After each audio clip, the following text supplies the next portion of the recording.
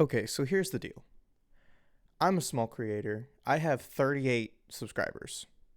So nothing about what I'm talking about I have experienced. I've not had to balance, uh, you know, content creation with, having to abide by YouTube's policies. I've not had to have a video. My channel's not monetized. So I've not had to deal with with YouTube's policies potentially changing the monetization status of one of my videos. I've not had to deal with any of this. But I wanted to talk about it because this is something that I want to do for a living eventually. It's my dream. I've wanted to do it since I was, like 11 years old. And I'm at a point right now with my channel where, it's early on. I have a few subscribers. I kind of want to play things that are semi-trendy, but I don't want to like follow trends and stuff like that. And that's not why I'm making this video. I know it could be easily construed in a way to be like, oh, he's doing this to get clicks.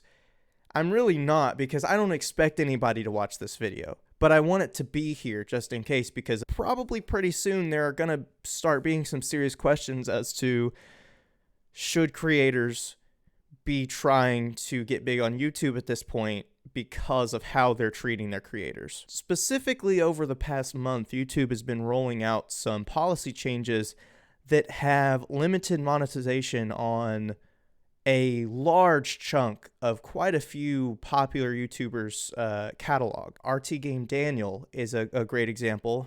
You can go to his Twitter and see the many examples of videos that right under his nose, without YouTube even telling him, they just didn't completely fully demonetize, but ad revenue was limited on those videos, which is a huge hit. I mean, even his best videos over the course of the past few years, some of them got limited. This is already a problem already, even if they said, hey, we're going to do this, but they didn't tell him.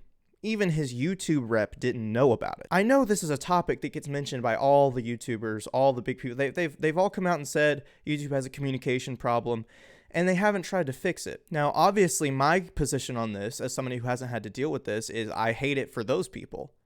I hate it for the creators that have been on this platform.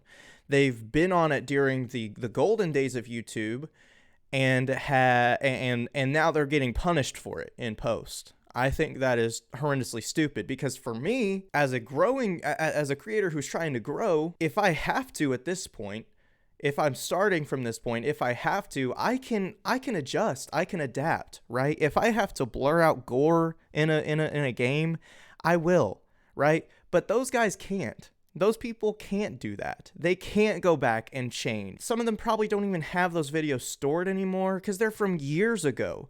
Years ago. Daniel had one of his videos limited that was from like 11 years ago when his channel first started. I don't know how many views are on it. It was a Minecraft video. The point is, it's utterly ridiculous when you have a massive company that's driven by the creators that won't even tell those creators that make their company what it is, that they're making a change that will hurt the creator's livelihood. YouTube knows that they make money. YouTube knows that that's their job, Imagine, working anywhere else and your boss walking up to you and say, hey, we gave you that paycheck like 3 years ago. We're actually going to take half of that now. We're actually going to take half of that away. And you know what? Actually, maybe from now on, you'll make a little bit less money too. And we'll just decide. We'll just decide when you make less, and you'll see it in your paycheck. That's what that is. And it's terrible. There is a solution out there, and YouTube's not looking for it, is the thing. I'm sure somebody will look at this and say, well, if you're so critical of YouTube, why do you want to be a YouTuber? YouTube has always been a really great platform. And unfortunately, at the moment, YouTube and Twitch are really the only viable way to get content out there. That's the other thing, is like YouTube has a monopoly on the space of uploading videos. Even Twitch is live streaming. Twitch is just live streaming. You can keep your VODs up. You can have clips. but it's not the same difference as being able to upload an edited video and it's funny and you're having fun and you're entertaining people. It's not the same difference. I'm not here to suggest any solutions because, again, nobody cares who I am. I'm not, I'm not monetized. I'm a small YouTuber. But I figured having this up is important to me because I want people to know, I don't know, just where I stand on the matter, because I think it sucks. Like, yes, I do want to be a YouTuber and I do want to make it my job, but I also understand that's getting harder and harder now for YouTubers that have made it their job over multiple years. So again, my opinion on this matter really isn't important at the moment, and maybe it will never be. I don't know. But I wanted to get on here because I hate seeing somebody go through something like Daniel is at the moment. I hate watching that. He's offline right now. He was driven offline by the company he works for, basically. And I'm assuming more of his videos have gotten demonetized since that point. It's horrendous. It's sad. You can see the harm it causes human beings. And frankly, I hate that. So anyway, that's all I have to say. I don't really, there's not really any point to me making this video. I've been just wanting to rant about it. Like, I just hate seeing that, and I have a channel and I have a voice. So why not just put myself in front of a camera and talk about it? Because I think it is an important issue that people like me, if I were to grow, this is an issue that we can bring into the building with us and talk about for years to come, potentially, if YouTube doesn't change something. And does that mean that we won't have to start blurring out content or cussing less or something like that? Probably not. We're probably going to have to do those things if the trajectory stays the same. But at the same time, it's something that we can talk about.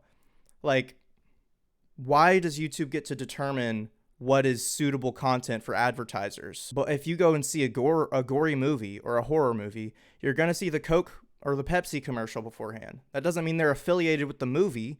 That just means that they're putting their advertising before the movie. It's the same way on YouTube. If you see a Coke ad before, watching Jacksepticeye play a horror game, that doesn't mean that Coke is endorsing the video. If you have a sponsor in the video, then that means they are endorsing you as a creator. But ads before a video don't mean they're endorsing the video. If there's violence in the video, then that is what it is. Here's the thing. There's always been a limit. There's always been a line. But when you start limiting ad revenue because of violence in a video game that is rated to be violent, that's when it gets really sketchy and really scary for the platform, because there's a lot of violence in video games.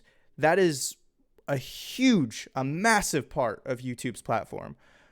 They're gonna do themselves a lot of harm, but they're doing people a lot of harm, and it sucks to see. So anyway, that's all I have to say.